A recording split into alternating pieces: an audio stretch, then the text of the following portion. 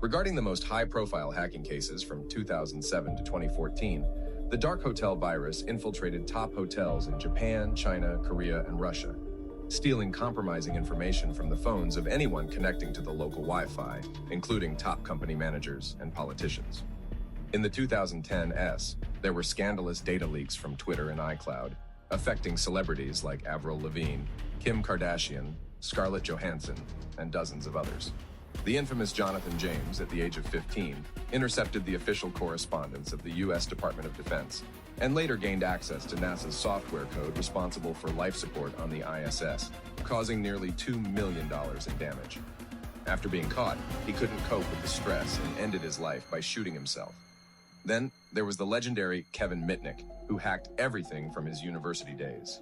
He specialized in telephony, data theft, and software. He wasn't just a brilliant hacker, but also a talented psychologist who could easily impersonate someone else and make people believe it. In other words, he combined hacking computer systems with hacking the human mind. Today, this discipline of hacking is called social engineering. At one point, Kevin was even called the world's most dangerous hacker, with his damage estimated in the tens of millions of dollars. However, his current image is quite different. He now calmly writes books about his past and helps the US government and individual corporations with cybersecurity issues.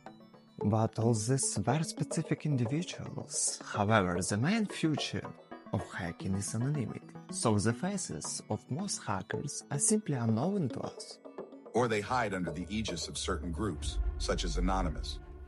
What sets these guys apart from all those I've listed is that they don't work for money, considering themselves virtual justice and the Robin Hoods of the virtual Sherwood Forest.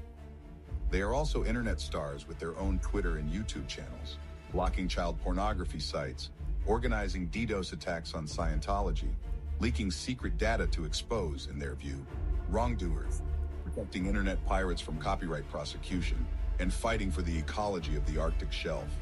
All of this is anonymous. And they don't care who you are, an American Democrat, a Scotland Yard employee, or a manager of a major oil company.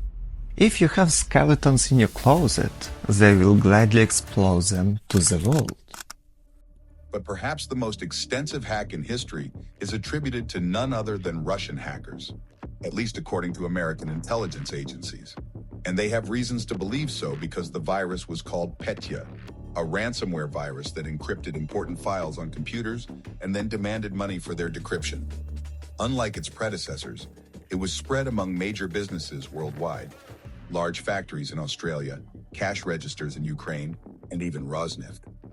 The losses from Petya exceeded $10 billion, and that's just one virus. But these old tales and stories from the past, what about now? Now there is someone on the market far more dangerous and unscrupulous than those we described above.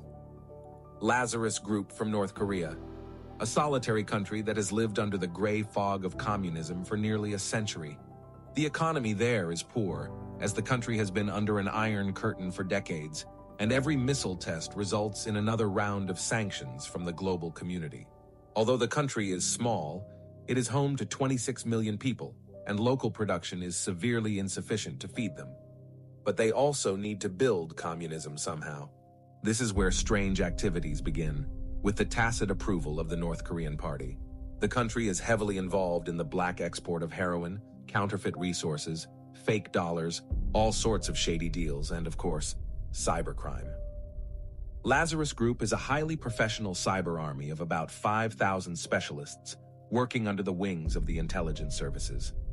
They work tirelessly for the benefit of Yush and North Korea's nuclear program. According to British intelligence, the income from Lazarus Group activities is estimated at $1 billion, while the country's total economic indicator is about $28 billion. Okay, it's only $1 billion, but what makes them so dangerous? In 2014, the giant company Sony Pictures was filming a comedy about two guys who traveled to North Korea to interview Kim Jong-un. The film itself was mediocre, but Lazarus took it as an insult to the Communist Party and defended their leader's name in a very specific way. Gigabytes of leaked employee emails, leaked new movies, 75% of the company's servers destroyed, blackmail of the CEO with his severed head on the screensaver of all company employees, apparently in the best traditions of The Godfather. As a result, Sony canceled the film's release, faced numerous lawsuits, and suffered losses of $35 million. Then, in 2016, there was the attack on the Central Bank of Bangladesh, where Lazarus used phishing techniques and malware to gain access to the bank's systems and steal over $80 million. This case demonstrated that even state institutions are no barrier for Lazarus. Next, the WannaCry attack in 2017. A virus sent via email encrypted the data of 300,000 computers worldwide and demanded a ransom. Large companies and even the supergiant Microsoft were affected. A funny fact, or rather not so funny, is that North Korea sent this virus even to countries they supposedly had warm relations with, like China and Russia. There's no way to trace it, of course, but this precedent shows that for Lazarus, there's no such thing as friendly countries. The crypto industry is a separate topic for Lazarus. The game Axie Infinity, $650 million stolen. A few months later, they did the same to Harmony users on the Horizon Bridge for another $100 million, totaling $750 million. On June 23rd, they hacked a hot wallet for $35 million. Of course, there is already a well-established ecosystem of 4 successive casts. The first are the info gatherers, who systematize huge amounts of data into tables. Next are the crackers, who use bots and scripts to turn these tables into vulnerabilities. Third are the hackers we are familiar with, who attack these vulnerabilities. Finally, there are the launderers, who hold the stolen funds for up to 3 years before moving them to crypto mixers, after which the trail disappears.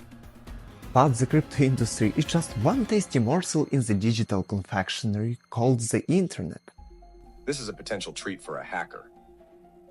Lazarus is far from the only hacker group controlled by intelligence services. Similar groups exist in almost every country, but they often slip out of their control. Anonymous, Sandworm, Lazarus Group, APT28, DarkSide, and thousands of other groups and individuals attack various sectors of our digital daily life every day. Did you know that only half of the cities in the US have a budget line for cybersecurity? Municipalities simply don't prioritize this, unlike global corporations with hefty budgets. This in turn gives hackers free rein in data management and social engineering. They can encrypt data and blackmail municipalities and public services. They can delay and disrupt the operations of local airports, alter the water composition at substations, and threaten mass poisoning. They can even hack your smartphone and leak your private, or not so private photos to your classmates, university friends, and colleagues. They can send emails from government addresses and use links to download your bank card information. I'm not dramatizing or sensationalizing.